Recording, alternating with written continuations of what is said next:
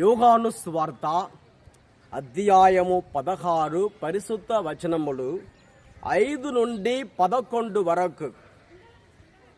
కాని ఇప్పుడు నన్ను పంపిన వాని యొద్దకు పోవచ్చున్నాను.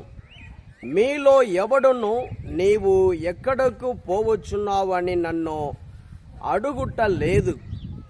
నేను మీకు ఈ విషయములు చెప్పినందువలన మీ హృదయములు దుఃఖముతో నిండి ఉన్నవి. అయినను నేను వెళ్ళుట మీకు శ్రేయస్కరమని మీతో నిజముగా చెప్పుచున్నాను.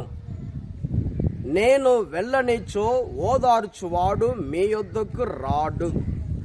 నేను వెళ్ళినచో ఆయనను మీ యొద్దకు పంపేదను. ఆయన వచ్చి పాపమును గురించియు నీతిని గురించియు తీర్పును గురించియు లోకమునకు నిరూపించును. పాపమును గురించి ఎందుకనా వారు నన్ను విశ్వసించుట లేదు. నీతిని గురించి ఎందుకనా నేను తండ్రి యొద్దకు పోవచ్చున్నాను, ఇక మీరు నన్ను చూడరు. తీర్పును గురించి ఎందుకనా ఈ లోకాధిపతికి తీర్పు విధింపబడినది. ఇది క్రీస్తు సువిశేషము. క్రీస్తువా మీకు స్తుతి కలుగునుగాక.